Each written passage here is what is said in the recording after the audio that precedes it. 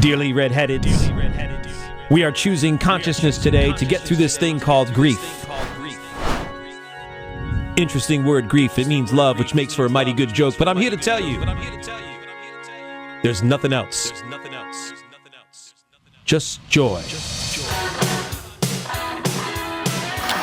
And if the big picture tends to bring you down, go crazy once your life goes. Woo! Good morning. I'm here with Pamela Dussault-Runtagh. She's been with me once before, weeks ago. We have some hot topics to discuss. Pamela, why don't you say a little bit about what you're up to? What I'm up to? Let's see. Right now, I am working, with estranged parents, particularly Generation X, parents of estranged adult children. I'm also working with, or I've been continuously working with, off and on, caregivers in burnout, and also just women in general in burnout, with the juggle of all of it.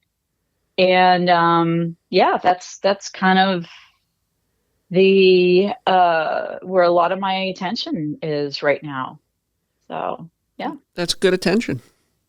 Yeah, I reached out to you last week. I had a major synchronicity. I'm gonna share it and then talk about our adventure from there. I don't know. Last week sometime I was out with clients. They were asking me what I was up to as far as the podcast was concerned, and I was talking about how I have ventured into discussing Stockholm, both domestic, workplace, and societal. Mm-hmm. And one of the clients says to me, "Oh, I've got a documentary you've got to watch." And she's close with the director, and she felt certain the director would speak with me. And the documentary is being shortlisted for an Oscar. It's called Bad Hostage. And I reached out to my friend Pamela, and I said, do me a favor and watch this, and let's talk about it. And I have since been in touch with the director, and we're going to try to get her on sooner than later after all the mishigash surrounding the Oscars is concerned. So, Bad Hostage. Do you want to lead, or you want me to lead? And then it's I'm actually happy to lead. I think that, first of all, it in a nutshell, it was really well done. I can see why it is up for an Oscar. Not yet. Nominations come later in the month, but go ahead. Oh, okay. I thought I saw that it was already, but anyway, I believe you. I could be wrong. I could be wrong. It was really, really good and very interesting. And I felt that, my immediate thought was, well, yeah, sure, these are women, and it's a common thing with women who are captives in whatever situation it might be. And yeah, I just kind of made some notes about my thoughts and opinions, but also my observations around any of that. So yeah, I'd like to hear what your take is. It's a documentary that parallels Patty Hearst's experience with a woman in Sebastopol, California, single mom with 5 kids in the 70s. Patty Hearst, as you may or may not be familiar, the audience may or may not be familiar, in the 70s was, I guess abducted's the best word. And then she was shown aligning with her captors, robbing a bank, and other activities. She was raped.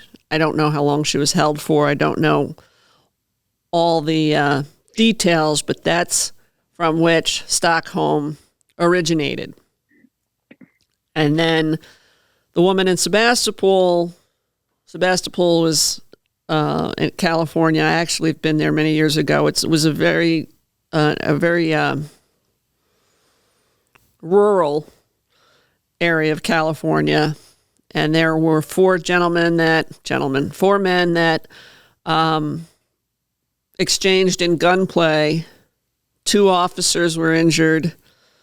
One of the men was injured. I don't want to give it all away, but essentially two of these men show up on this woman's front porch. One of them's been shot. And they come in and the woman, they have a interaction where the woman ultimately felt more threatened by the police activity that ensued once the police learned that these men were in her home. Yeah. And she was not aligned with the men, but she definitely knew they had made some mistakes, and it was an unbelievable situation. I think that's enough of a teaser. She ended up just being less afraid of the men and more afraid of the police. Fair? Right. Yeah. Yeah. That's right. I think that's pretty fair and an excellent description of it. Yeah, I think that, and to kind of come back on my observation was, that it was women, and I had become kind of curious as to if this was something that happened to men too. Right. And I did find, and I wasn't able to verify, the accuracy of it, but I did find that there was some information where some men who were POWs, after the fact, defected to the country. I think it was North Korea, actually. I'm not sure, but yeah, and so there was that. But I think my sense is that it feels more inclined to happen to women, because I think that women have a, I don't know, more maybe compassionate and empathetic. When you say it happens, what do you mean by it? Because this is where the whole issue is. What happens, what it is this strange phenomenon where the woman trusts her captor. Okay, so take, for instance, the mother, the single mom, trusted these men more than she trusted the police. And there were certain interactions that happened that probably made it so. But right off the bat, in the documentary, the mother, the single mom, explained that she felt bad. Like, she felt for these men who had showed up, and she thought that they just got messed up in something that maybe it wasn't fully planned or intentional or whatever. She already had a sense or a belief that these men who showed up, and they showed up in the middle of the night, by the way, which I thought was, I don't want to give too much away either, but I thought was also very interesting for her to have that response. That she was like right away feeling like they were just almost kids, even though they were men who were, in trouble, that she wanted to help them.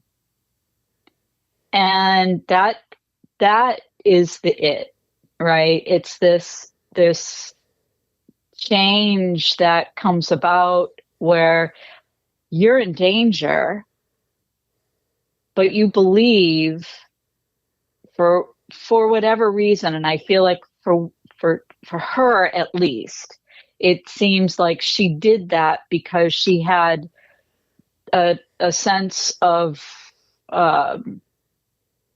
motherly protection maybe come up in her. See, it's interesting you're saying that, because I took it to be survival with compassion. My sense is that yes, there is an element of survival. I think it depends on who the captors are, but it also depends on how you see them. So I think in her case, she didn't see them as this is what I got from it. Yep. That she didn't see them as a threat, a real threat to her or even her kids. She saw them as somebody wounded and in need. Men who were wounded and in need. Yep. Whereas, I guess maybe the original Stockholm Syndrome that got named from that bank robbery in Stockholm, right? Yes. In the 70s. Whereas the woman who was speaking in that, who was there, might have initially felt more of a survival. That if I don't align with this person, or i.e. do what this person says, then, I'm going to be killed. And then something else started to happen with that. And the same probably happened with Patty Hearst, I'm guessing. So there was a little bit of a difference where the first mother in California felt a little more, there was danger there, but she felt a little more in authority, maybe, over these men, like that motherly sort of, I'm going to take care of you. You could think of like an animal, a wild animal who's wounded, and somebody feels sorry for them and wants to help them, even though that animal can turn around and, really harm them. So it kind of felt like that. Whereas the other two stories felt a little bit more of the survival, like you just said. Gotcha. And so in any of those cases, a very strong belief or instinct was present that, and again, this is my observation because I always look at the energy of things too, that created energy attachments, if you will, or bonds, or whatever you might want to call it. You can call them, quantum attachments. It's all the same to me. There is an energy exchange that then becomes like a bond, and people call it like trauma bonds, and there's so many different names for it, but I see it as just pure, simple energy that then creates this need or dependency, if you want to call it that too, to have this person around or care for this person, even though they're a danger. Right? So it's either have them to protect you or care for them to protect them, was the two, basic, observations that I made in terms of like the energy exchange of that. Am I making sense? Yeah. Yeah. And I don't see it too dissimilar, but for me, and like you, I think I'm going to struggle to explain it. Hearst was accused of falling in love with her captors, and she did what she did to survive. And she was very, very clear about that. And her situation was a little different because of the bank robbery and the rape and what have you. She was very incensed by Stockholm, meaning it was affiliated with developing feelings for your captor. In the case of the woman from Sebastopol, and I'm forgetting her name, I am remiss, but she was up against survival in a sense that wasn't as escalated until the police got involved. So I see what you're saying, but I still think she was in a survival mode with compassion that the irony is when it was over, she was accused of being too aligned with the captors. She had let her children, they had let the children out of the home, and she was accused of choosing to stay, which was the deal. She would stay if she let her children go. And she was ostracized by her community. She ended up having to leave the community. And what the documentary pointed out from the woman, being a woman perspective, is she wasn't the appropriate damsel in distress. Yeah, right. She was the attractive single mom, was how they referred to her in the news. So I think, and I'm trying to parlay it off of what you said. It's not that I disagree with what you said, but she had to be, in my opinion, in some sort of survival mode that made her more motherly or more compassionate or whatever, however you want to say it. Mm-hmm. I just think I think why my client wanted me to see it is that Stockholm, initially from the Hearst situation, was creating a bond that wasn't created with the captors. They were insinuating that a woman would only do those things if she rob a bank, tolerate rape, if she had feelings for the captors, and it wasn't the case. Mm-hmm. And then I'll try to apply that to the Sebastopol mom. And, again, she was in a situation where she had to do what she had to do, but she also saw through the situation as not being, like you said, two guys, misguided, wounded. Yeah. Yeah. And I actually agree. I think that, again, the Patty Hearst situation and the original bank robbery, Stockholm, I think that they did do those things out of survival. And it's crazy how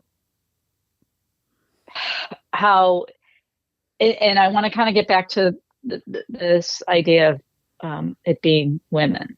Yeah. Right? Yeah. It's crazy, but it's very present still today that it's almost, yes, you're faced at gunpoint, let's say that, and you're forced to do whatever you're told to do from your captor. So you have real danger right there.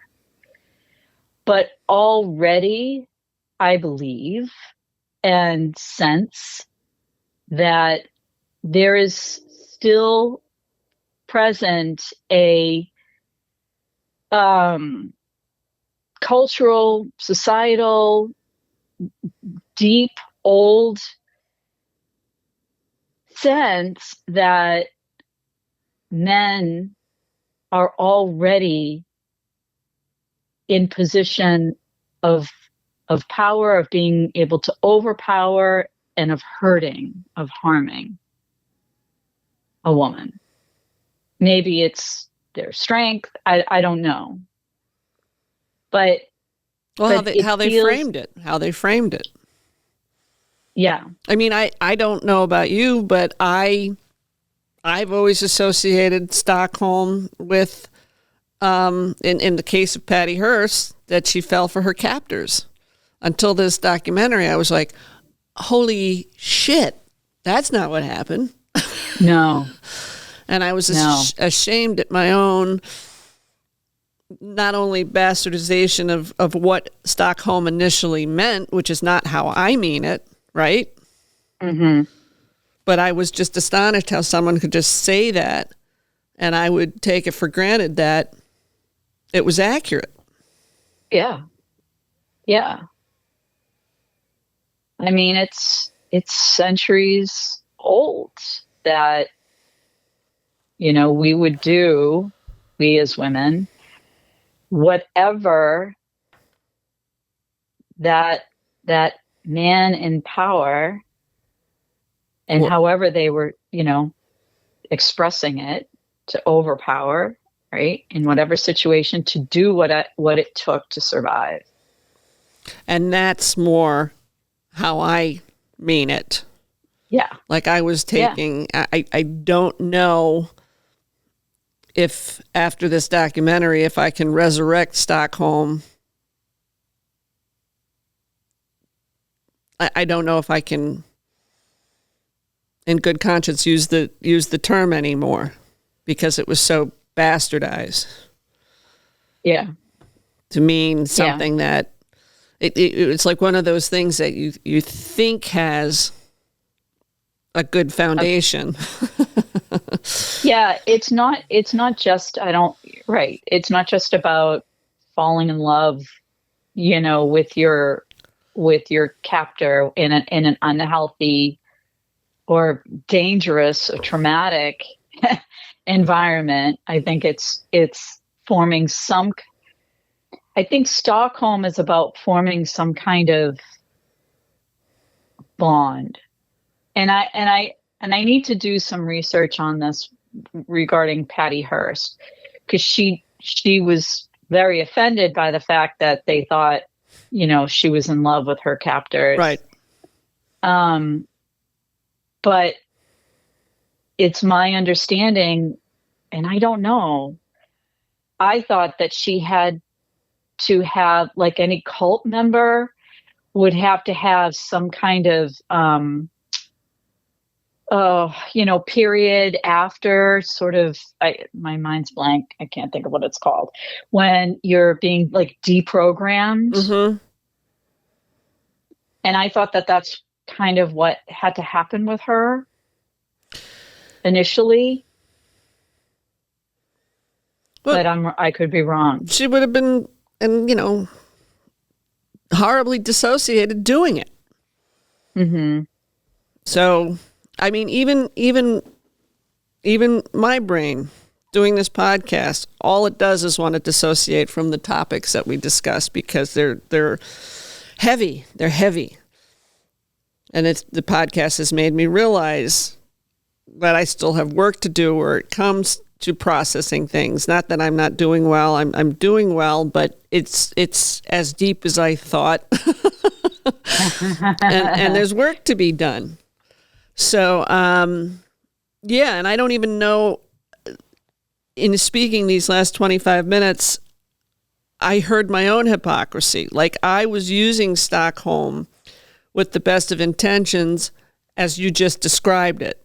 The parts that aren't associated with falling in love with your captor, for lack of a better phrase. Right. Yet when I saw the documentary, and I know that's how society meant it, those men meant it, I was like, oh shit, I got a problem. You see what I mean? Yeah. Like I took the best parts of Stockholm to apply it to what I think, and you know what I mean by best. Yeah.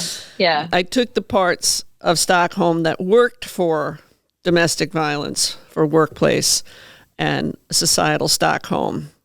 But then the documentary brought me back to the origination, and I was like, well, that's not what I mean, and that's where the conflict is.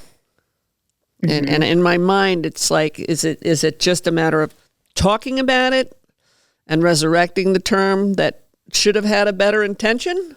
Or is it abandoning it because it was used to dominate and control? Right. And give justification to what both women chose to do. Right. Right. However, I have to say that I think in the documentary it was even pointed out that the woman, one of the captors at the bank robbery in Stockholm, did actually, in fact, start having feelings for her captor. Did I get that wrong? Patty for the captor or the captor for her? Not for Patty. For the bank robbery that happened in Stockholm. The original, like where that whole term came from. Patty was in the bank. No. There's a different story. It was like a middle story. They kind of kept coming back to what happened in Stockholm, not Patty. Not what happened with Patty. All right. What happened in Sweden. Then you got me by the short hairs. Do you want me to clarify real quick a little bit? Sure. Like the Stockholm Syndrome thing actually happened in Sweden. Right. Completely separate of Patty Hearst. And basically what it boils down to in the fastest version I can throw at you, effectively when it came to testify against these bank robbers, the people that were the captors were like not wanting to do that. Patty Hearst wasn't in a fucking bank? I don't know. I'm not sure about Patty Hearst. She was. I know she was like captured, but she did do a bank robbery. The as whole well. Stockholm Syndrome as a whole comes from a literal bank robbery in 1973 in Stockholm. Okay. So am I being too literal about this? There was an analogy made between her going into the bank with the situation in Stockholm. So Patty Hearst, it says, was taken and held hostage by the Symbionese Liberation Army. Sounds interesting. What they call an urban guerrilla group. Where? And was working with the SLA to rob banks in San Francisco. So I guess there was bank robberies involved. So you're not too far. I don't know how. It was kind of like a smash of both. Okay. All right. So there were two situations, and her situation was analogous to whatever had happened in Stockholm. Yes? Yep. Yes. Okay. Wow. That not only got me by me this time, it got by me last time. And I it's funny because I saw the documentary and it still didn't stand out to me that it was two different situations, because the bank in Stockholm, and Pamela, now I'm relying on you, when the police pumped gas into the bank, was that Stockholm or was that was Stockholm? That was not.